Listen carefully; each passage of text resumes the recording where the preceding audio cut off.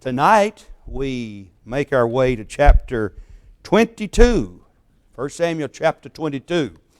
And David is on the run. He is trying to preserve his life from an erratic King Saul who loathes David, who despises him, and who is determined to kill him.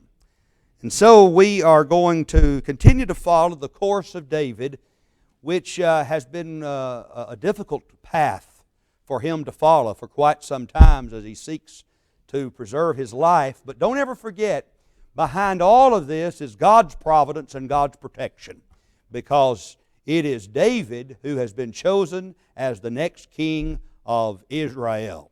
It will not be Jonathan. Jonathan understands that. King Saul doesn't understand it. Really, King Saul is all for himself, isn't he? And so he is trying to destroy the one that God has already selected, that has already been anointed, that is to succeed him. Now, according to chapter 22, David finds refuge in a place called Adullam, a cave near Adullam. Now, it is interesting to me that the name Adullam means refuge. Refuge. All of us need a place called Adullam from time to time, don't we?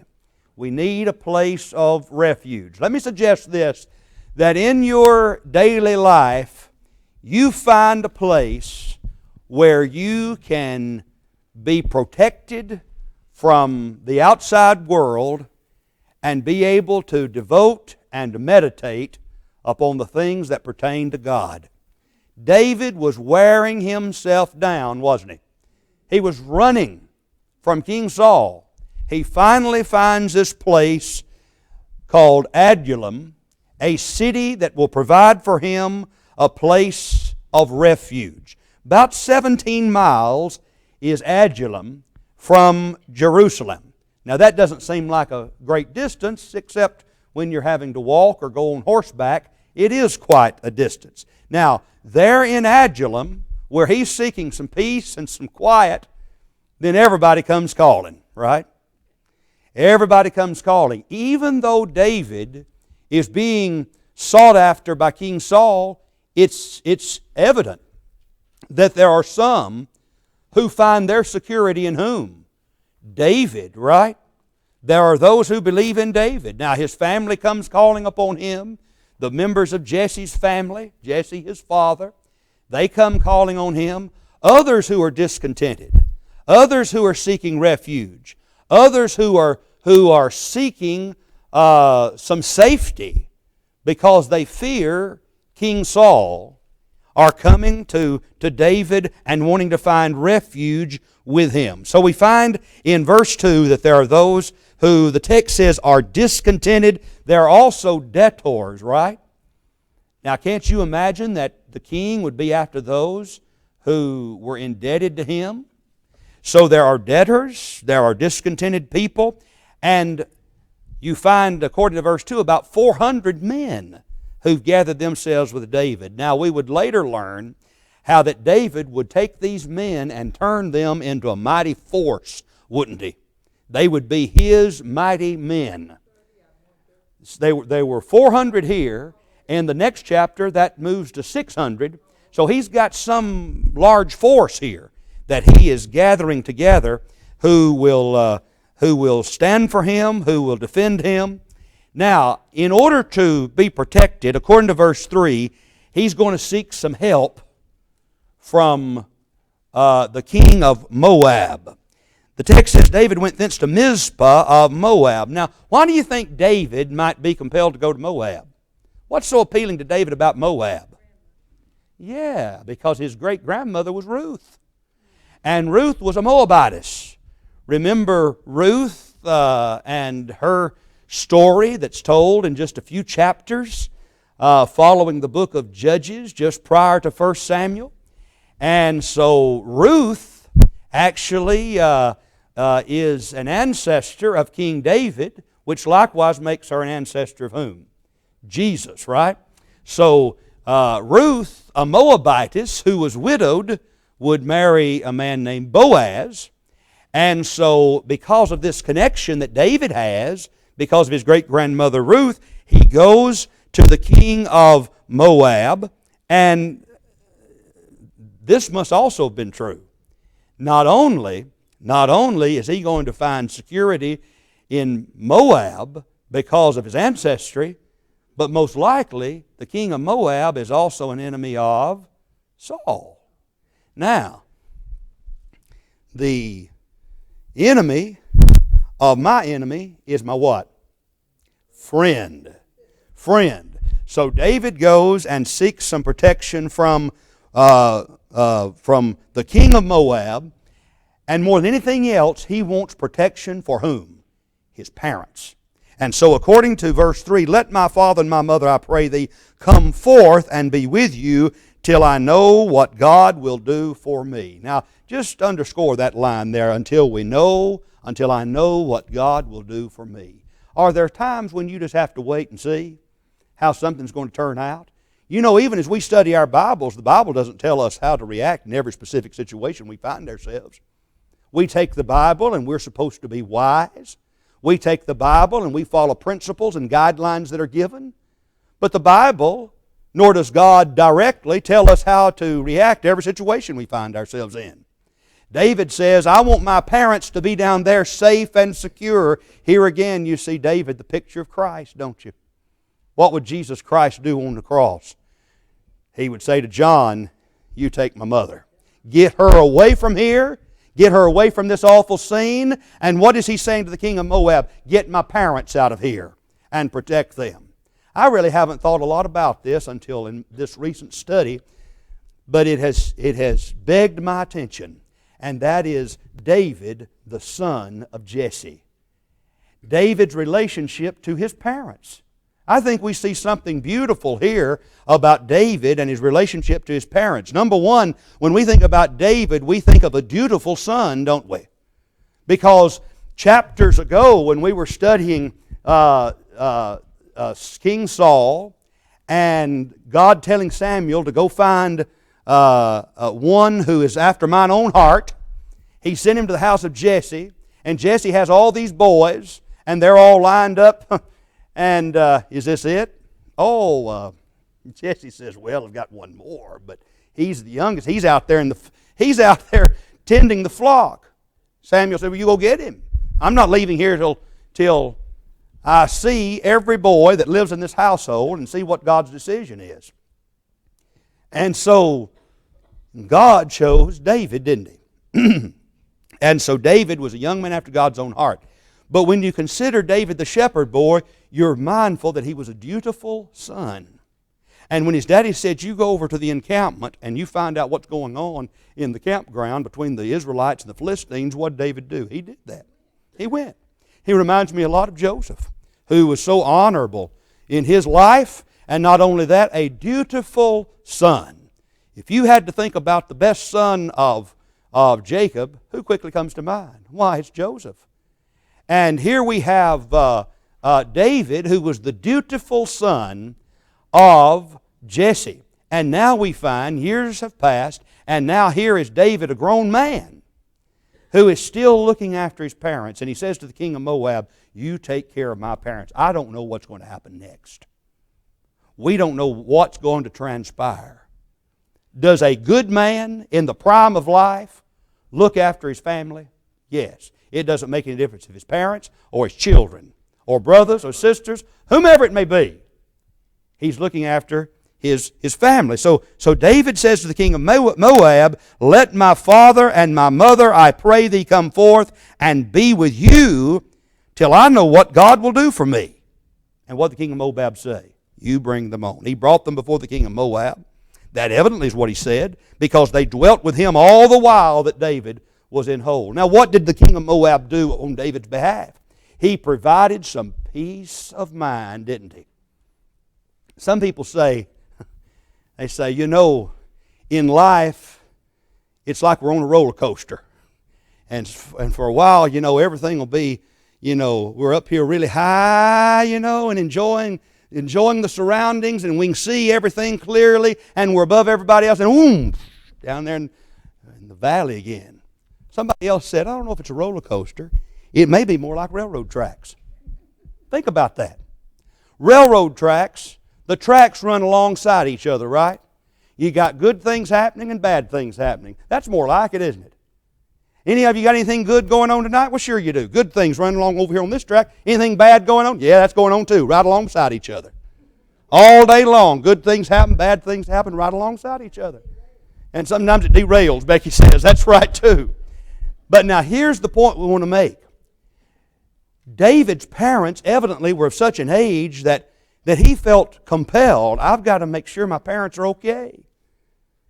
You know, if I'm running for my life, David says, it may be difficult for me to get my parents to safety. I need them to be somewhere secure. Yeah, I don't want to have to worry about them. And so David can't just say, I'm going to put them over here in the old folks' home right now, and when things get better, I'll go over there and get them. He can't do that. He goes over to Moab and he says, I want my family, my parents particularly, to be under your protection.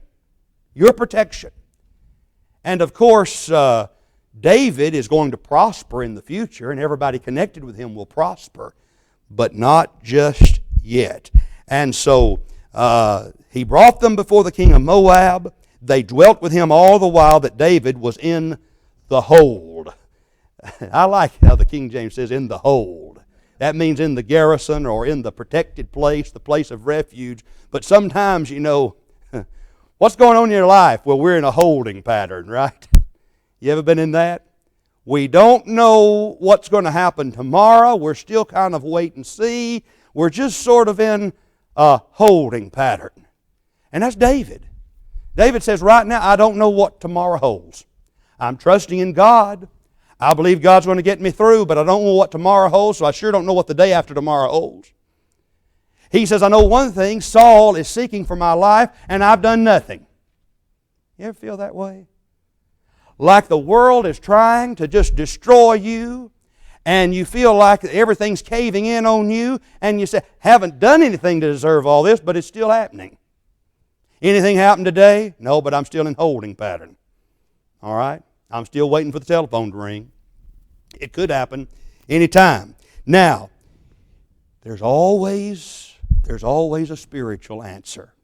And when we study the Old Testament, we find that the answer always comes in the form of a faithful prophet of God. Now, who'd been there for Saul? Samuel. Wouldn't it have been wonderful if Saul had listened always to Samuel? But he didn't. Now, Samuel's getting old. As a matter of fact, we're going to read about his death in an upcoming chapter.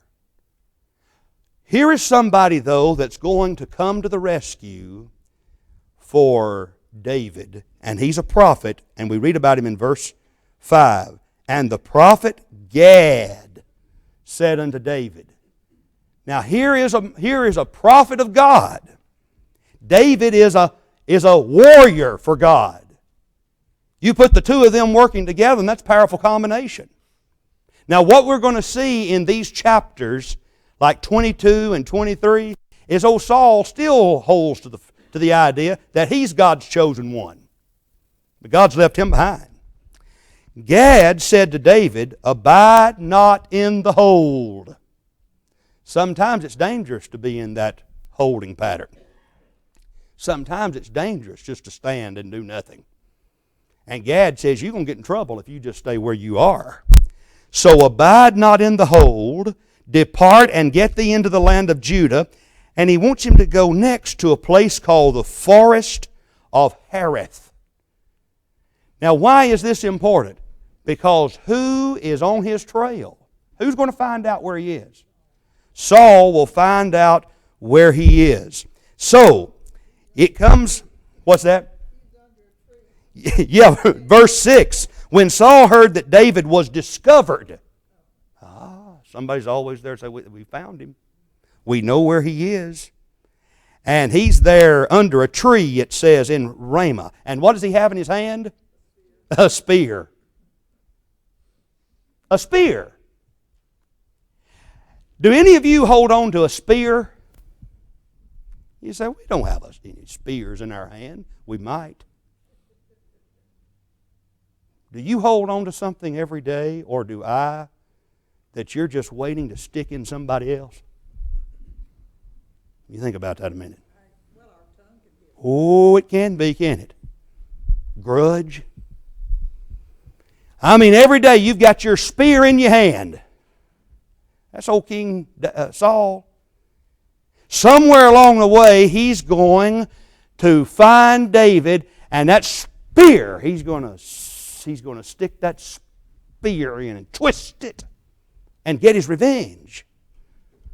Oh, there are many of us hold a spear every day, just getting ready for the proper time where we can use it against somebody. Let that be a lesson right there. Old Saul has so much that he could be doing that's good. But oh, he hates David. And now his whole focus is on something that is negative. What is it? Destroying another man who's done nothing but good to him. So Saul says to his servants that stood about him, "Hear now, ye Benjamites." Who's he talking to? His own kinsman. Remember, Saul's from the tribe of Benjamin. "Hear now, ye Benjamites." Benjamites. "Will the son of Jesse give every one of you fields and vineyards and make you all captains of thousands and captains of hundreds?" Oh, there's his paranoia, isn't it? "Let me talk to all of you," he says, "because I don't trust you. All you Benjamites, you ought to be on my side. But not all of you are." Did you see everybody start to look at each other? Not all of you are. I know it. I know you're not all on my side. And let me ask you this. Would David do what I can do for you? Would David bless you the way I've blessed you? And so, would he make you military leaders? Put you over thousands and over hundreds? But he says, all of you have conspired against me. Nobody's conspired against him. Nobody's conspired against him. Not David nor anybody else has conspired against him. He can be king till the day that he dies. He could have been God's man. He could continue to serve. But no, everybody is against poor King Saul, right? Now think about that. When you've got that spear in your hand and you're paranoid about everybody around you and you're thinking about everybody's talking about you when they're not. You know, you ever walk in a room and people turn around and look at you, they've been talking about me. They've been talking about me. You know. I walk into a class over here sometime, a school of preaching. They all quit talking when I walk in. Right, Philip? You know, everybody quits talking. You think it matters to me if those boys been talking about me or not? Not a bit. It doesn't make any difference to me. But what am I going to say? Y'all got awfully quiet. Yeah, the teacher came in. Y'all got awfully quiet. Y'all been talking about me, haven't you? Y'all been plotting. That's how people operate like that. Becky and then Brother Rufus. It's a combination of things now by this time in his life.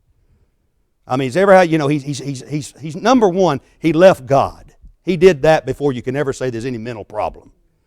But I think this breakdown that he has had goes right hand in hand with his leaving God, you know. So he has no security, he has no more hope, he's scared of everything, you know. Isn't it true that if a man doesn't fear God, he'll fear everything else? You do fear God, you won't fear anything else. Brother Rufus?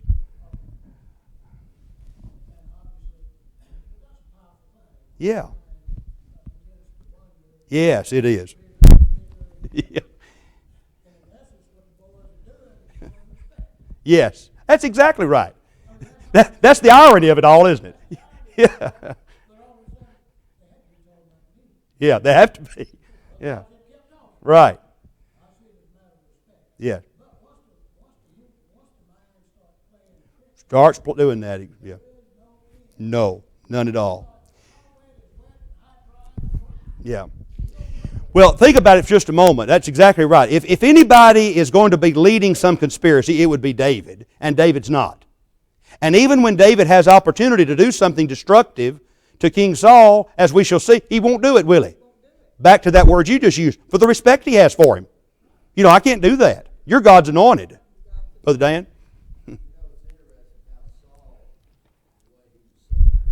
Yeah. He really was. His erratic behavior is clearly seen right here, where he is a danger to himself and everybody around him. Somebody needs to take that spear away from him, don't they? Because, I mean, he is definitely a threat to himself and to others. So he says, all of you have conspired against me. There's none that showeth me that my son, there is none that showeth me that my son hath made a league with the son of Jesse. And there's none of you that is sorry. Oh, there's that. There's none of you that's sorry for me. Or showeth unto me that my son hath stirred up my servant against me to lie in wait as at this day. Well, now there is one here that's going to come to his rescue, I guess you could say. Doeg, the Edomite. He's his chief shepherd. And so he goes back to something that we studied in the last chapter. He said, King Saul, I'm with you. They found David was over at Nob with the priest. David was over there at Nob with the priest. And he inquired of the Lord there. And they gave him food. And guess what? They even gave him the sword of Goliath. Well, if anybody ought to have a right to that sword, who should it be? David. So they were preserving it, weren't they? They were keeping it. David didn't want it. But they gave him the sword of Goliath. Then the king sent to call Ahimelech the priest and all his father's house, the priests that were in Nob, and they came, all of them, to the king. And so Saul said, Hear now, thy son of Ahitub. And he answered, and he said, Here I am, my lord. And Saul said to him, Why have ye conspired against me? Now, first of all, that's not how a judicious mind does things, right? No. You don't start charging a man immediately like that. A good man who is judicious, he says, I want to talk to you about something. There is something that concerns me. My understanding is that you've been in touch with David. I have reason to believe that David may be conspiring against me, which he was not. But let's give a little wiggle room here for Saul. And have you helped him in some way? Because if you have, I can't trust you any longer. No, that's not how men like Saul operate. He calls on Ahimelech, and he says, You've conspired against me, and so has the son of Jesse. That's David. You gave him bread, you gave him a sword, you inquired of God for him, and here's the reason, so that he could rise against me, so he could rebel against me. You've been giving assistance to the enemy. Well, Ahimelech is just like beside it. He doesn't understand this at all. Ahimelech is one of those men. He's a priest of God, and he just wants everybody to get along. He can't begin to envision that there's any problem whatsoever between David and King Saul. He says, wait a minute. Now, you've probably been in a situation like this before where you're speaking with somebody and all of a sudden you find out something you just as soon not know. Somebody says, you know so-and-so person and all that. Let me tell you about that person. That person is out to get me. And not only that, you've been helping them. Whoa, wait a minute. I didn't know there was a problem between the two of you. Why, Ahimelech's like, you're my king. And I thought you fully approved of David. Everybody loves David. And it's my impression, Ahimelech says, that you support David and David supports you, and we support the throne, and we support David. We're here to we're part of what's going on. We're not trying to help conspire against anybody, particularly our king. And so Ahimelech says, Who is so faithful among all thy servants as David? Well, that speaks well about him, right? I mean, King Saul, how could you be upset with David? Because who's more faithful than David, the king's son-in-law, who goes at your bidding, who's the most honorable man in your house? He says, I don't understand this. And so did I then begin to inquire of God for him? Be it far from me. Let not the king impute anything unto his servant, nor to all the house of my father, for thy servant knew nothing of all of this, less or more. Ahimelech says, I didn't know about any of this, and furthermore, I don't want to know about it. You ever had to say that to somebody? Let your ears be the graveyard of gossip, right? Ahimelech says, whoa, Your Majesty, I didn't know all about this, and I don't want to get in the middle of it. David came calling, and in my judgment, helping David was helping you. Well, the king said, he's convinced now, and he apologizes, right? No, you're going to die. Verse 16. Not only will you die, but all your father's house. Well, there's a problem that Ahimelech has, and that's because he's a descendant of whom? Eli. And God's already cursed the house of Eli, hasn't he? So Ahimelech is not going to live long. He's not going to live long. But here you have to appreciate what Ahimelech is trying to say to the king. The king then says to his footmen that stand about him, he says, turn and slay the priest, because they're also with David. And so when the servants heard that they were supposed to slay the priest, what did these honorable men say to the king? No. That takes a lot of courage, doesn't it? This is a monarchy. Saul, his word is law. But these men also have respect for God. And when Saul gave the order, kill Ahimelech and all these priests in Nob, they refused. They wouldn't do it. Then remember the man who whispered in the ear of the king? Doeg is his name. Just call him Dog, I think. That'd be better. And that E ought not to be in there. Just D-O-G, old Dog. He turned to him and he says, you kill them all. If these servants of mine aren't going to do it, you do it. And Doeg the Edomite turned, and he fell upon the priests, slew on that day 85 of them. 85 priests that wore the linen ephod. And Nob, the city of the priests, smote he with the edge of the sword. Think about it. This really happened. And were they Catholic? Catholic? No, they weren't hardly Catholic. They were the Jewish priests under the Old Testament law, under the Mosaic law, and they were God's men, and they were the descendants of Eli. And in order to go through to God, you went through the priest. So Ahimelech was a priest of God, and so all these priests that were in the priestly family died at the hands of Saul. And Nob, the city of the priest, smote he with the edge of the sword men and women, little children, and killed even the animals, didn't they? And then one of the sons of Ahimelech, he escaped. His name is Abiathar. And as you study the life of David, you will read more and more about Abiathar, who would be the last of Eli's lineage to serve in that particular role. And Abiathar would serve David the rest of David's life. So Abiathar, he flees, and he runs to David. He runs to David, and he tells David what had happened. And David has this overwhelming sense of guilt, because David never did say the reason. He never did say that he had anything against Saul. He didn't say any of that when he went to Ahimelech. And he left, and now he understands. He says, I'm responsible for this. David feels responsible.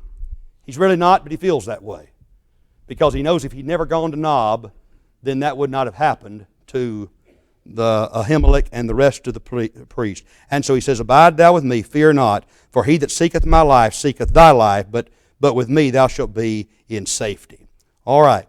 Now, let's move on in chapter 23 here in the last few minutes we have tonight, and notice that the Philistines come on the scene again.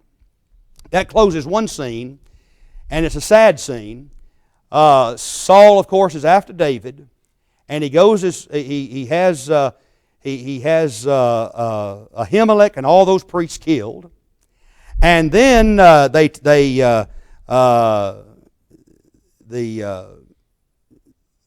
David is the one who accepts Abiathar into his company because Abiathar fortunately got away. And then we find that the Philistines are close by where David is. Now remember, over here on one side you got to contend with whom? Saul. Now over here you got some Philistines you got to deal with. It's not getting any better. So there is a city here called Keilah, not far away from where David is. And the Philistines are plundering the threshing floors of Keilah. I remember when I was in elementary school, there was a little girl who transferred to our school, and her name was Keilah. Keilah became a pretty good friend of mine while I was in elementary school and on into junior high school and high school. Very sweet young lady. But I remember some of us asked Keilah when she arrived, where did you ever get a name like that? Nothing like a friendly welcome, right?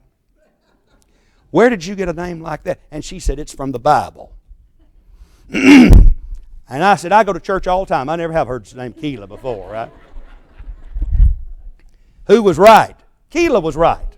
There was such a place. There was such a place.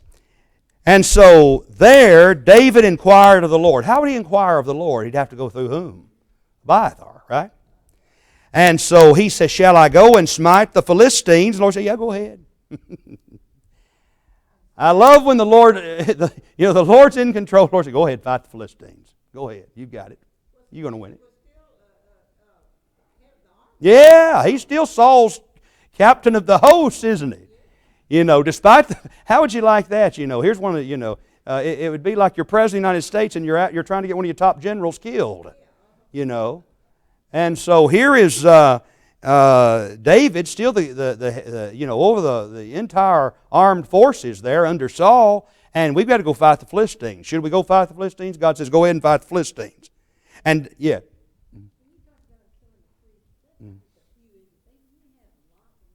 Yeah, and right there they killed 85 or so in that family. Yeah, a lot of them. Right, yeah. And then wiped out the whole town. And that was just a slaughter, what happened there in Nob. Well, David's men said to him, behold, we're afraid here in Judah. I mean, we're afraid of the Philistines here, much less go over there to Keilah and start fighting them there. Well, David shows some patience here with his men, doesn't he? He inquires again, are we sure we're supposed to go over there and kill the Philistines? Yes, David, go slay the Philistines. So David and his men went to Keilah and fought with the Philistines, brought away their cattle, smote them with a great slaughter. So David had saved the inhabitants of Keilah. Still the mighty warrior, isn't he? And it came to pass when Abiathar, the son of Ahimelech, fled to David to Keilah, that he came down with an ephod in his hand. And, of course, through the Urim and the Thummim, that's how they would determine what the Lord's will was in any particular instance. And it was told Saul that David was come to Keilah, so word has got back to him again.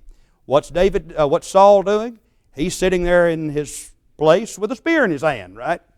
And so when he needs to be concerned about the Philistines, he's still concerned about getting back at David for no reason whatsoever.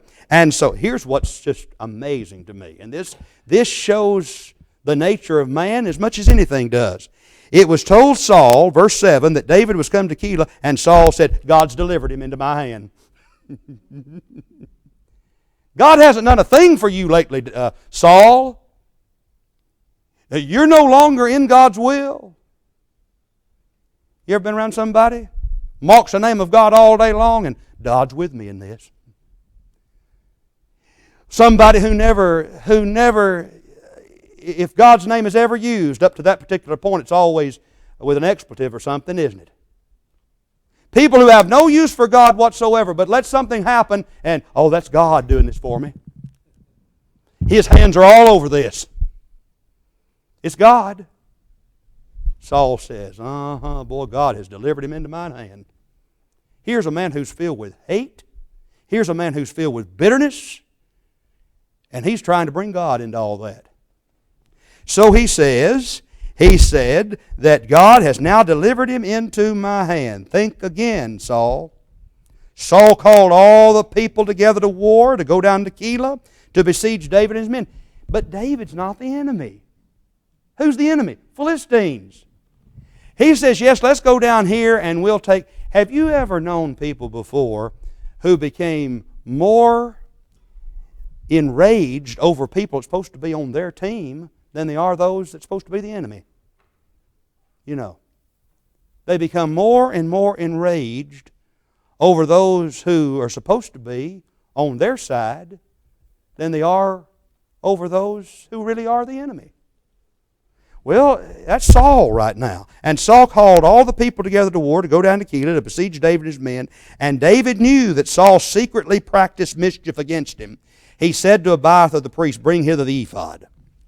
And David even says to the Lord, he says, I know that Saul is coming to Keilah, and he's seeking me, and he wants to destroy me.